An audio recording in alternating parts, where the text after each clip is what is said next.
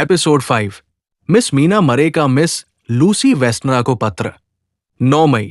मेरी सबसे प्यारी लूसी, इतने दिनों से न लिख पाने के लिए मुझे क्षमा करना, पर मैं काम में पूरी तरह उलझी रही। एक सहायक स्कूल अध्यापिका का जीवन कभी कभी सचमुच कठिन हो जाता है। तुम्हारे पास समुद्र के किनारे रहने की बड़ी इच्छा है, जहां हम खुलकर बातें कर सकें और हवा में अपने महल बना सकें। इन दिनों मैं बहुत मेहनत कर रही हूं, क्योंकि मैं जोनाथन की पढ़ाई के साथ कदम मिलाकर चलना चाहती हूं और शॉर्ट हैंड का अभ्यास भी बहुत लगन से कर रही हूं। जब हमारी शादी होगी तो मैं जोनाथन के काम आ सकूंगी। अगर मैं ठीक से आशुलिपि लिख सकूं तो जो वो कहना चाहेगा उसे उसी तरह लिखकर बाद में टाइपराइटर पर साफ कर दूंगी, जिसका अभ्यास भी मैं खूब कर रही हूं। हम दोनों कभी कभी शॉर्ट हैंड में पत्र लिखते हैं और वो विदेश यात्रा का एक आशुलिपिक डायरी भी रख रहा है। जब मैं तुम्हारे साथ रहूंगी तो मैं भी उसी तरह की एक डायरी रखूंगी। मेरा मतलब उन हफ्ते में 2 पन्नों वाली और रविवार को कोने में ठूंस दी जाने वाली डायरियों से नहीं है, बल्कि एक ऐसी पत्रिका से है जिसमें मैं जब मन करे लिख सकूं। मुझे नहीं लगता कि उसमें दूसरों के लिए बहुत कुछ रोचक होगा, पर वो उनके लिए है भी नहीं। शायद किसी दिन जोनाथन को दिखा दूं, अगर उसमें साझा करने लायक कुछ हुआ, पर असल में वो मेरे अभ्यास की किताब ही होगी। मैं वैसा करने की कोशिश करूंगी जैसा महिला पत्रकार करती है। साक्षात्कार लेना, विवरण लिखना और बातचीत याद रखने का प्रयास करना। कहा जाता है कि थोड़े अभ्यास से दिन भर जो कुछ होता है या सुना जाता है, सब याद रखा जा सकता है। खैर, देखेंगे। जब मिलेंगे तो अपनी छोटी छोटी योजनाएं तुम्हें बताऊंगी। अभी अभी ट्रांसिल्वेनिया से जोनाथन की कुछ जल्दबाजी में लिखी पंक्तियां मिली है। वो ठीक है और लगभग 1 हफ्ते में लौट आएगा। उसकी सारी खबरें सुनने को मैं आतुर हूं। अजनबी देशों को देखना कितना अच्छा होगा। सोचती हूं, क्या हम, मेरा मतलब जोनाथन और मैं, कभी उन्हें साथ देख पाएंगे? 10 बजे की घंटी बज रही है। अलविदा, तुम्हारी स्नेहमयी मीना। जब लिखो तो सारी खबरें बताना। बहुत दिनों से तुमने कुछ नहीं बताया। कुछ अफवाहें सुन रही हूं, खासकर एक लंबे, सुंदर, घुंघराले बालों वाले आदमी की। मिस लूसी वेस्टनरा का मीना मरे को पत्र।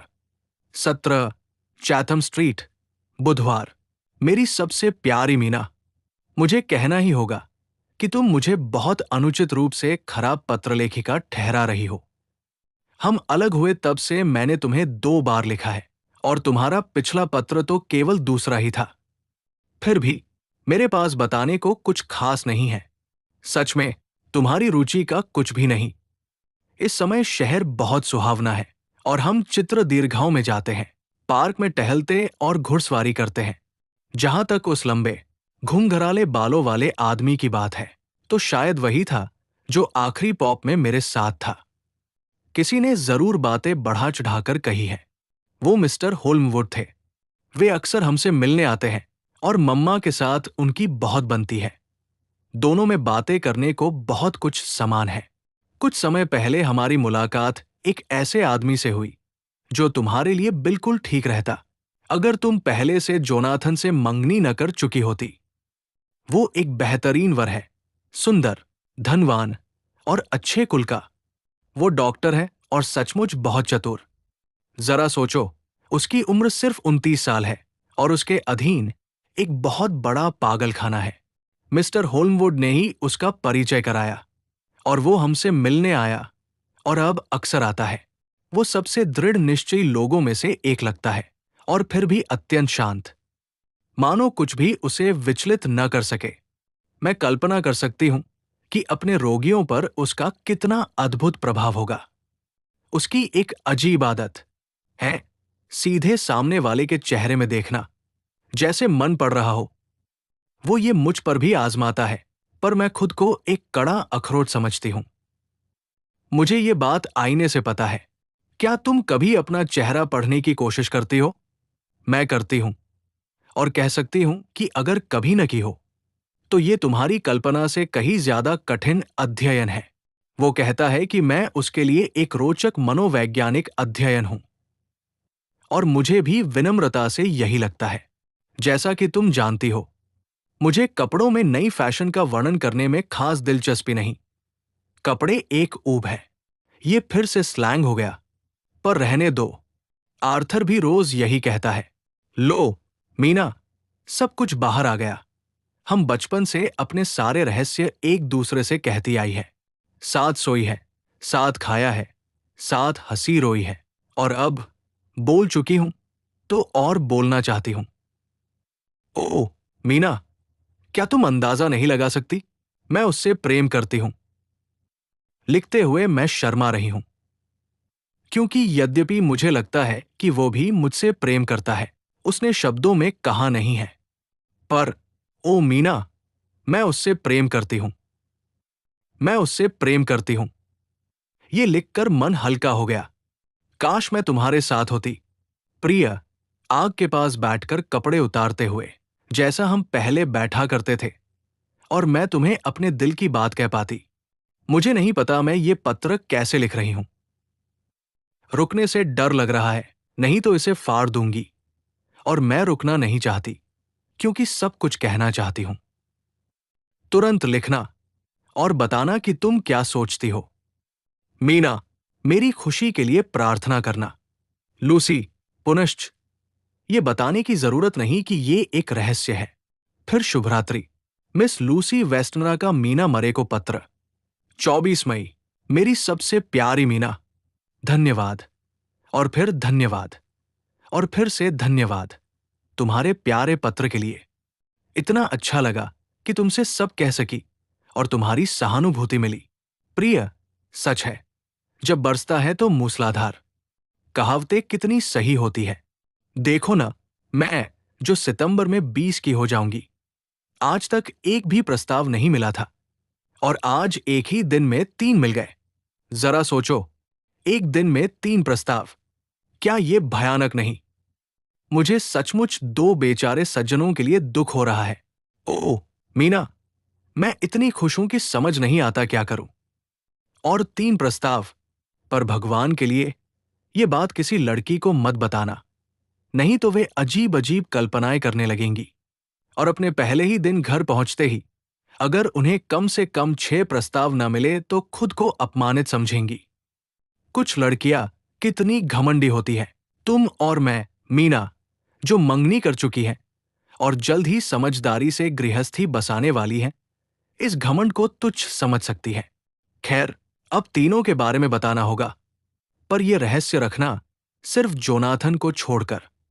तुम उसे बताओगी, क्योंकि अगर मैं तुम्हारी जगह होती तो निश्चय ही आर्थर को बताती। एक स्त्री को अपने पति से सब कुछ कहना चाहिए, क्या तुम्हें नहीं लगता? और मुझे निष्पक्ष रहना चाहिए। पुरुष, खासकर पति, अपनी पत्नियों से उतनी ही निष्पक्षता चाहते हैं जितनी वे स्वयं रखते हैं, और स्त्रियां, मुझे डर है, हमेशा उतनी निष्पक्ष नहीं होती। तो सुनो, नंबर 1 दोपहर के खाने से ठीक पहले आया। वही डॉक्टर जॉन सीवार्ड, मजबूत जबड़े और अच्छे माथे वाला। बाहर से बहुत शांत, पर भीतर से घबराया हुआ।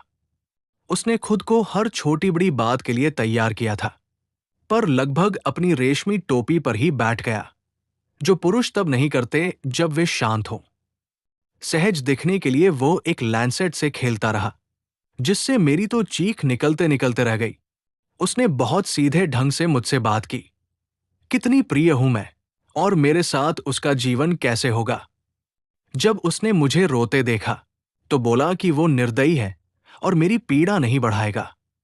फिर उसने पूछा कि क्या मैं समय के साथ उससे प्रेम कर सकती हूं। मेरे सिर हिलाते ही उसके हाथ कांपने लगे। हिचकते हुए उसने पूछा कि क्या मैं पहले से किसी और की परवाह करती हूं। उसने बहुत शालीनता से कहा कि वो मेरा विश्वास जबरदस्ती नहीं चाहता, बस ये जानना चाहता है, क्योंकि अगर किसी स्त्री का दिल खाली हो तो पुरुष को आशा हो सकती है। तब मीना, मुझे लगा कि मेरा कर्तव्य है बताना कि कोई है। मैंने बस इतना ही कहा। वो खड़ा हुआ, मेरे दोनों हाथ अपने हाथों में लेकर बोला कि वो मेरी खुशी की कामना करता है और अगर कभी मुझे किसी मित्र की जरूरत हो तो उसे अपने सर्वश्रेष्ठ मित्रों में गिनूं। ओ मीना, मैं रोए बिना नहीं रह सकती। पत्र धब्बों से भर गया है। प्रस्ताव मिलना अच्छा लगता है, पर जब एक सच्चे प्रेमी को टूटे दिल के साथ जाते देखना पड़े तो ये बिल्कुल भी सुखद नहीं। मुझे यहां रुकना होगा। मैं बहुत दुखी हूं, यद्यपि खुश भी हूं। शाम। आर्थर अभी अभी गया है और अब मन हल्का है तो आगे लिख सकती हूं। नंबर 2 दोपहर के बाद आया।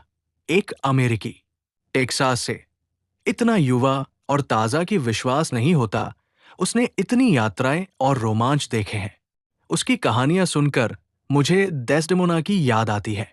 शायद हम स्त्रियां इतनी डरपोक होती है कि किसी पुरुष को अपना रक्षक समझकर उससे विवाह कर लेती है। अब मुझे पता है कि अगर मैं पुरुष होती और किसी लड़की को प्रेम में डालना चाहती तो क्या करती। नहीं, पता नहीं, क्योंकि मिस्टर मॉरिस ने कहानियां सुनाई और आर्थर ने नहीं। फिर भी मैं कुछ जल्दी कर रही हूं। मिस्टर क्विंसी पी मॉरिस मुझे अकेली पाकर बैठे। आदमी हमेशा लड़की को अकेली ही पाता है। नहीं, आर्थर ने तो 2 बार कोशिश की और मैंने भी मदद की। मॉरिस सज्जन आमतौर पर स्लैंग नहीं बोलते, पर मेरे सामने जब कोई आहत न हो मजेदार स्लैंग बोलते थे। वे मेरे पास बैठे, हाथ पकड़ा और बहुत प्यारे ढंग से बोले। यहां उसका प्रस्ताव, उसकी गंभीरता, मेरी ईमानदारी, सब वैसा ही है। मैंने उसे साफ बता दिया कि मैं किसी और से प्रेम करती हूं और उसने उदारता से मित्रता का वादा किया। मैंने उसे चूमा और वो बिना पीछे देखे चला गया।